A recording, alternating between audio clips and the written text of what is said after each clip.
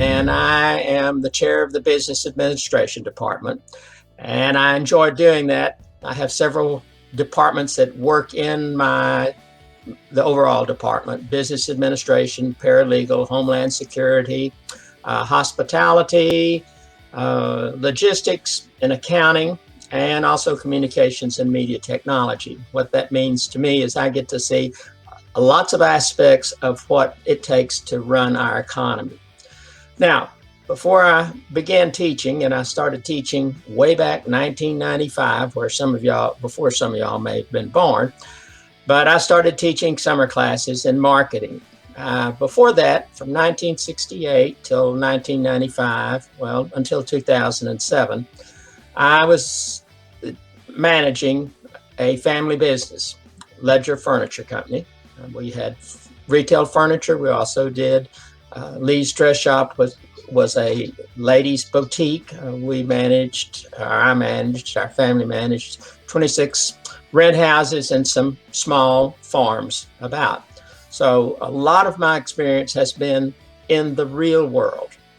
And the real world involves selling products or services for a price, keeping your expenses low, and trying to make a profit for the stakeholders, the buzzword stakeholders, but for the people that were working in the store, and also for the family, my sister's family that owned the store. So a lot of my experience isn't from going to college and getting degrees. It's from being in the real world.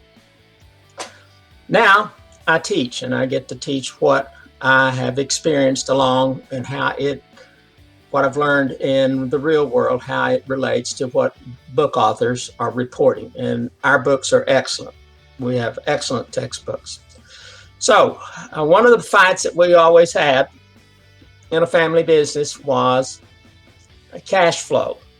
Cash flow is what makes a business go. No cash, no go. Or as they say in our fine countries to the south, no cash, no va. Nova. In fact, that was the name of a car that Chevrolet brought out, and Chevrolet tried to sell that in South America and Mexico and Central America, and it didn't sell because nobody wanted to buy a car that didn't go. Nova. So back to cash flow. So what we had to do is borrow money to continue our operation, and a big charge, or the only charge for borrowing the money, was the interest rate. And when interest rates go up, that's up. The cost of business goes up as well. When interest rates are low, you make more money and you can do more things. You can expand, you can pay more. All of those are important. One of the big competitors for cash, we know supply and demand. I have a demand for cash, but one of the big competitors for cash is the federal government. The government has to borrow money in order to keep it going because, as you can tell from the national debt, we are in terrible debt. It is absolutely unbelievable the amount of money that we have to borrow to keep the doors of our government open. And it's not just the doors of the Congress, it's the doors of everything that we do. Defense, anything that has to do with social welfare, we are in bad shape. So what does that mean to me? Banks have to loan money to the government, which means when they do, they have to pay the government. They have to loan money to the government. The government has to pay them interest. And what happens is they're forced, because of the regulations of the Federal Reserve System, to buy government bonds. Well, if they don't have money to loan, because they have only a certain amount of money to loan, then their interest rates goes up and private business has to pay higher expenses. So that was always an experience that we had to deal with. Another thing that came along in business was inflation. And that's when you have too few goods and you have too much money. What happens is there are fewer goods, then you pay more money for the goods, and that drives the price even higher. And I lived through that in, let's see, 2007 and probably in the late 90s, because the government was flooding the market with dollars, printing more money. And we don't talk about that much except in macroeconomics and perhaps marketing, inflation.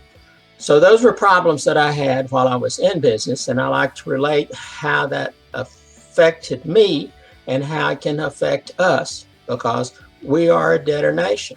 We have tremendous debt, and we have no plans as of yet about how we're going to repay this indebtedness. Hopefully you'll go to the national debt clock, which will be kind of sickening. I think I did a clip not too long ago where I did nothing but just show the national debt and spoke behind it. As I recall, each person in the United States, that means your little brother, your little sister, your grandchild, your niece, little 2, 3, 4-year-old child owes $89,400 to pay. Doesn't owe, but if we had to pay off our debt, we'd have to cough up $89,400. Every child, every person in a nursing home. Folks, That's a lot of money. I can't write a check for $89,400. Well, I can, but it's going to bounce right fast. And then it gets down to the money owed by taxpayers. And as I recall, that's in the neighborhood of $260,000. Well, I'm a taxpayer. My wife's a taxpayer. So that's two taxpayers. Where are two taxpayers? That's $520,000 that we would have to write a check to help pay off our national debt. We can't do it. Again, misquote. We can do it, but the check would bounce. So we have a terrible situation, but we also have a terrible situation because we've gone through a pandemic. Now, my father lived through a pandemic. He lived through the Spanish flu in 1918. Came close to dying, but he came back.